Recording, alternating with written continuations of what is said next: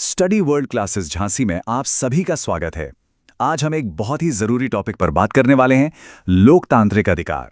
पर रुकिए, इन्हें सिर्फ किताबी नियम बिल्कुल मत समझिए। असल में यह है आपकी सिटीजन सुपर पावर्स। जी हां, आपकी अपनी महाशक्तियां। चलिए जानते हैं कैसे। चलिए एक सिचुएशन इमेजिन करते हैं। सोचिए कि एक सुबह आपको बिना कोई वजह बताए, बिना आपकी कोई गलती के जेल में बंद कर दिया जाता है। ना कोई सुनवाई, ना कोई सवाल जवाब। कैसा लगेगा?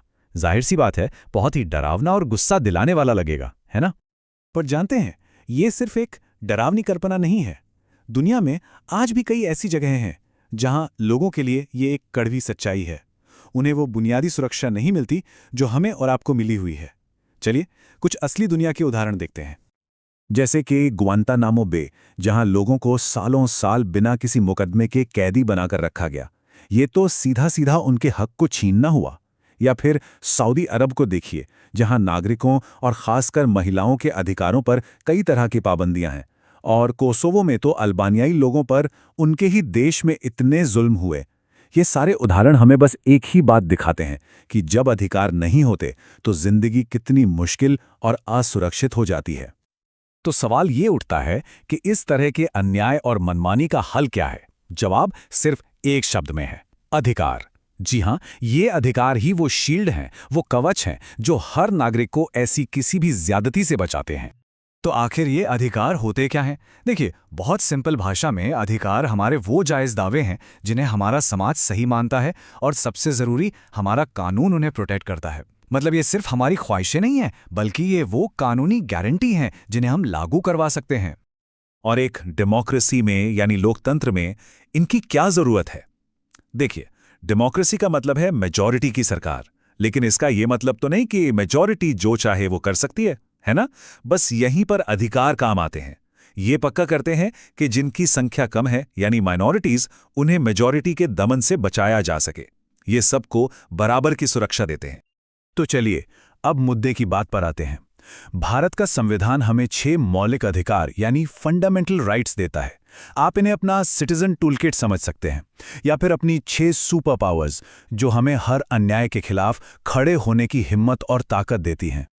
तो ये हैं हमारी वो 6 कमाल की शक्तियां: समानता का अधिकार, स्वतंत्रता का अधिकार, शोषण के विरुद्ध अधिकार, धार्मिक स्वतंत्रता का अधिकार, सांस्कृतिक और शैक्षिक अधिकार, और सबसे आखिर में संवैधानिक उपचार का अधिकार। चलिए अब एक एक करके इन सुपर पावर्स को डिकोड करते हैं। हमारी पहली और सबसे बुनियादी सुपर पावर है समानता का अधिकार। इसका मतलब बहुत सीधा है। कानून की नज़र में हर कोई बराबर है। चाहे कोई देश का प्रधानमंत्री हो या एक आम नागरिक, कानून सबके लिए एक है। इसी को हम रूल ऑफ लॉ या कानून का राज भी कहते हैं। किसी के भी साथ उसके धर्म, जाति, लिंग या जन्म की जगह के आधार पर कोई भेदभाव नहीं हो सकता। दूसरी सुपर पावर है स्वतंत्रता का अधिकार। ये हमें बोलने की आज़ादी देता है, अपने विचार रखने की, शांति से मीटिंग करने की और देश में कहीं भी घूमने और रहने की आज़ादी देता है। लेकिन हाँ, एक बात याद रखने वाली है, ये आज़ादी अनलिमिटेड नहीं है। आप अपनी आज़ादी का इस्तेमाल करके किसी और को नुकसान नहीं पहुंचा सकते या देश में गड़बड़ी नहीं फैला सकते। सीधी सी बात है, अधिकार के साथ जिम्मेदारी भी आती है। हमारी तीसरी शक्ति है शोषण के विरुद्ध अधिकार। हमारा संविधान 3 तरह के शोषण पर बिल्कुल रोक लगाता है। पहला, ह्यूमन ट्रैफिकिंग यानी इंसानों की खरीदो फरोख्त। दूसरा, बेगार मतलब किसी से जबरदस्ती बिना पैसे दिए काम करवाना। और तीसरा, 14 साल से कम उम्र के बच्चों से मजदूरी करवाना। ये अधिकार हर इंसान की डिग्निटी यानी उसके सम्मान की रक्षा करता है। अच्छा, यहां एक छोटा सा ब्रेक लेते हैं। अगर ये जानकारी आपको काम की लग रही है तो 1 सेकंड निकालकर स्टडी वर्ल्ड क्लासेस झांसी को सब्सक्राइब जरूर कर लीजिए, ताकि ऐसे और भी एनालिसिस मिस ना हो। चलिए अब बात करते हैं हमारी अगली सुपर पावर्स की, जो हमारी आस्था, हमारी संस्कृति और इन सारे अधिकारों की फाइनल प्रोटेक्शन से जुड़ी हैं। हमारी चौथी सुपर पावर है धार्मिक स्वतंत्रता का अधिकार। देखिए, भारत एक सेक्युलर यानी धर्मनिरपेक्ष देश है। इसका मतलब यह है कि सरकार का कोई अपना ऑफिशियल धर्म नहीं है और सरकार की नज़र में सभी धर्म बराबर हैं। यहाँ हर नागरिक को पूरी आज़ादी है कि वो अपनी पसंद के किसी भी धर्म को माने, उसकी पूजा पाठ करे और उसका प्रचार भी करे। पांचवी शक्ति खास तौर पर माइनॉरिटी ग्रुप्स के लिए है। यह है सांस्कृतिक और शैक्षिक अधिकार।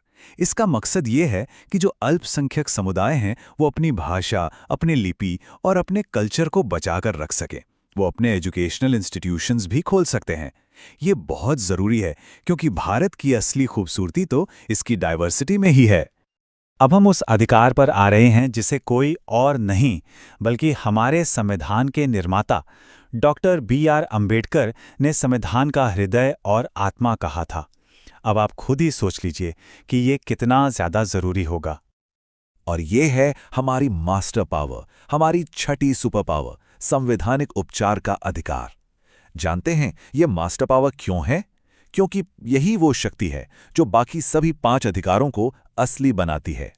सोचिए, अगर अधिकार हों लेकिन उन्हें लागू करवाने का कोई तरीका ही ना हो तो क्या फायदा? अगर सरकार या कोई भी आपके किसी मौलिक अधिकार को छीनता है तो ये पावर आपको सीधे सुप्रीम कोर्ट या हाई कोर्ट जाने का हक देती है। ये हमारे अधिकारों का असली गार्डियन है। और हाँ, एक बात और समझना जरूरी है। ये जो हमारे अधिकार है ना, ये कोई पत्थर की लकीर नहीं है। जैसे जैसे हमारा समाज और लोकतंत्र आगे बढ़ रहा है, वैसे वैसे इन अधिकारों का दायरा भी बढ़ रहा है और ये इवॉल्व हो रहे हैं। इन 6 मौलिक अधिकारों के अलावा भी हमारे अधिकारों का दायरा बहुत बड़ा है। जैसे कि अब हमारे पास है सूचना का अधिकार यानी RTI, जिससे हम सरकार से सवाल पूछ सकते हैं। हमारे पास है शिक्षा का अधिकार, जो हर बच्चे को स्कूल जाने का हक देता है। और तो और कोर्ट्स ने यह भी माना है कि एक साफ सुथरे पर्यावरण में रहना भी हमारे जीवन के अधिकार का ही एक हिस्सा है। तो इन सभी अधिकारों पर नजर रखने के लिए भी एक संस्था है, एक वॉचडॉग है, जिसका नाम है राष्ट्रीय मानवाधिकार आयोग यानी NHRC। ये एक इंडिपेंडेंट बॉडी है जो देश में कहीं भी मानवाधिकारों के उल्लंघन की शिकायतें सुनती है और उनकी जांच करती है। तो चलिए फटाफट से रिवाइज कर लेते हैं कि आज हमने क्या क्या सीखा। पहली बात, अधिकार सिर्फ किताबी बातें नहीं हैं, ये अन्याय के खिलाफ आपकी असली सुपर पावर्स हैं। दूसरी, हमारा संविधान हमें 6 फंडामेंटल राइट्स की गारंटी देता है। और तीसरी और सबसे जरूरी बात, अगर इन अधिकारों को कोई छीनने की कोशिश करे तो आप उनकी रक्षा के लिए सीधे कोर्ट जा सकते हैं। और अब जाते जाते एक सवाल आप सबके लिए। आज के इस डिजिटल दुनिया में जहां इंटरनेट और सोशल मीडिया हमारी जिंदगी का इतना बड़ा हिस्सा बन चुके हैं, आपको क्या लगता है कि हमें एक नए फंडामेंटल राइट के तौर पर किस चीज़ की सबसे ज़्यादा ज़रूरत है? अपने जवाब नीचे कमेंट्स में ज़रूर बताइएगा। आज के लिए बस इतना ही। देखने के लिए बहुत बहुत शुक्रिया। अगर आपको यह विश्लेषण पसंद आया हो तो इसे लाइक और शेयर ज़रूर करें। और हाँ, स्टडी वर्ल्ड क्लासेस झांसी को सब्सक्राइब करना बिल्कुल मत भूलिएगा। मिलते हैं अगले टॉपिक के साथ।